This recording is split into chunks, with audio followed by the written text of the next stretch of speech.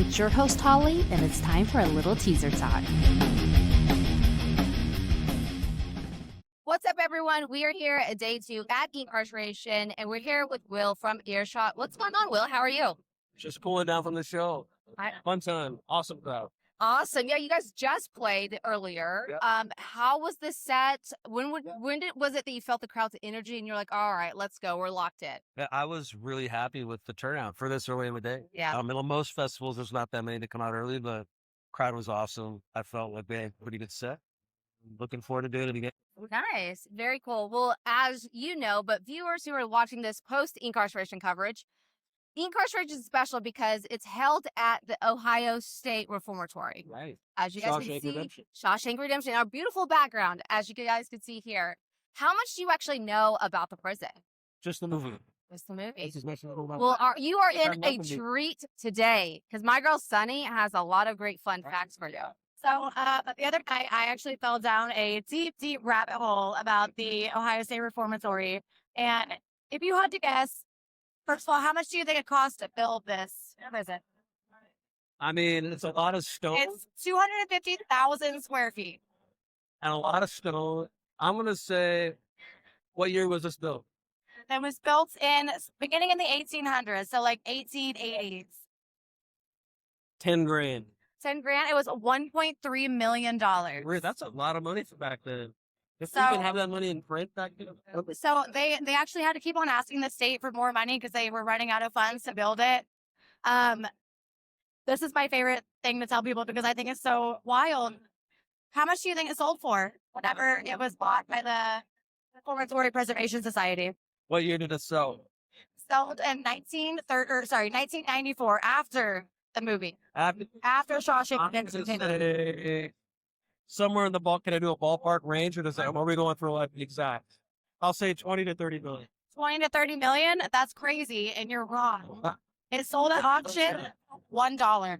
$1? Isn't that wild? The agent should be fired. Right? The selling agent should be fired. Real estate agent should be fired. From the research I found out, they were worried that it was going to be, it was facing demolition. And so in order to restore it, preserve it, and, obviously everyone wants to make some money on it. $1. One. $1, one whole dollar. Nobody told me I would buy it for $1. I would have bought it. I would have paid half 50 cents. I got you. All right, so if we was the time machine, we can, Right, let's go ahead and hop back over there. Get some money into it. That's awesome. Well, do you have another fun fact that you'd like to share? So honestly, and it's kind of sad, Yep. all of the inmates that passed away here, Yep. there's a cemetery still on property. I heard about that cemetery. It's super popular, right? Super popular. I read about it. It's the one that everybody's dying to get into. But it's This Sweet guy's Hero got, always- this guy's got jokes. That's a good one. So instead of leaving their actual names on their tombstones, they put their prisoner numbers. And so that is the reason why. Is this that's for the- Slipknot got their inspiration? I wonder. Maybe so. I'll have to call up Corey and ask him. Yeah, we'll have to get him on the phone. But so a lot of people say that's why it's so haunted because it's actually allegedly one of the most haunted places in America. Looks so sick. Have you guys done the tour? I haven't done the tour. No, we're doing it later today, and I'm stoked. Yes. I'm surprised you haven't done it already with all the rabbit hole in it. Listen, whenever I find something that I'm interested in, I will just Deep dive. Deep dive. Deep dive for sure. Okay, so back to your music. I got a question for you. So your music has always balanced heaviness with a lot of vulnerability. Yep. When it comes to writing music now, is it easier to be that emotionally honest than it was like to say when Letting Go came out, or do you still have to fight to get that over that discomfort? No, I think I've always been that person that just kind of wears his heart on his sleeve. Love that. I think it gets easier. I would say it gets easier. It just kind of split up. Like at that point in life, we just don't care. Yeah. And it's just Yeah. because who honestly who needs But also, Nobody. how could you be if you're not yourself, right? It's so easy to be yourself. Yeah. I mean, I think that, especially some of the younger bands here, you're trying to make it. Yeah. They have this idea. They're doing what they think they should be doing instead of doing who they are. what they want and what they feel in their Right. heart. Yeah. Right. They're trying to please all these masters. I think I almost fell into that trap early on too on our second record. Almost went down that. And you're never going to be able to make everybody happy. Every radio station, every radio program director, every fan, every friend. Like it's impossible. I try. Yeah. So I think that's the trap. Yeah. So like what was it that you caught yourself? Because a lot of people, they get into that and then just, I don't say sell out, but essentially sell out. So you said you kind of felt yourself a little bit while you said this album. How did you catch that? And then how did you pull yourself out of that? I think, at least for me, like I've been always really good at listening to my own stuff detached, like a fan, and I listen to it. And sometimes I listen to it and I just go, that's not like, I mean, I see where I see where I'm trying to do it, but that's not there. I got to go back. And again, I want to do something different altogether. You have a very high level of awareness. That's awesome to hear. You guys have dropped a new album last year. Let's talk about it. Humanity. Yes. So our first record is, God, a long time. Our last record came out in 2008. Yeah. What year is that? It's now. 19 years. Nice. Years, yeah, that's a long time. What was it that, because that's a big gap, obviously. What was it that kind of hit you to where you're like, okay, it's time for us to drop a new full album? A lot of life happening. I had to write about how to get it out. It was the only way that I knew how to sort of, for lack of a better term, without sounding woo-woo, get back to myself again. A healthy outlet. Yeah. A healthy outlet. Yeah.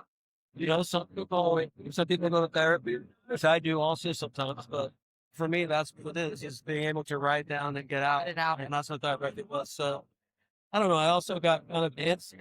I wanted to get back out. Yeah. I love that. Well, so you guys formed in 99, right? Yes. You guys have survived label changes, lineup changes, a chaotic music industry.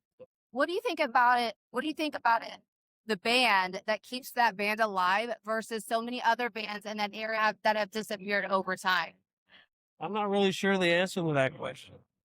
I know that you just got to, the trick is to just keep being adaptable to it, right? Because there's always, especially in this business, there's always going to be a challenge that crops up.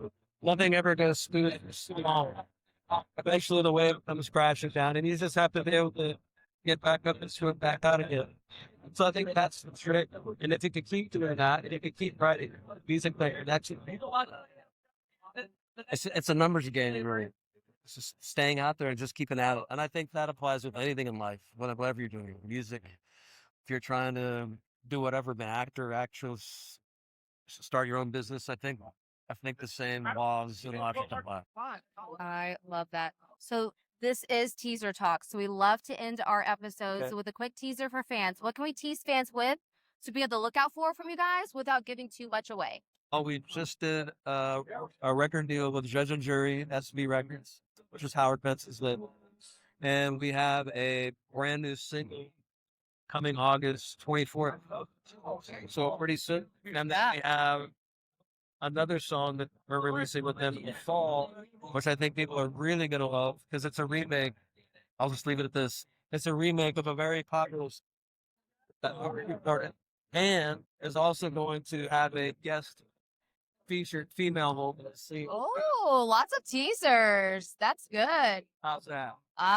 That's gold. That is very much gold. Well, hopefully everyone tuning in, if you guys caught that, you know that you should hit the notifications on Instagram, Facebook, all the socials, and be on the lookout for all those awesome new drops coming your way. Will, thank you again so much for your time. I appreciate it. And yeah, what a great conversation. I hope you enjoyed this episode of Teaser Talk. Head over to teasertalk.com to subscribe so you don't miss out on another episode. Until next week, keep rocking.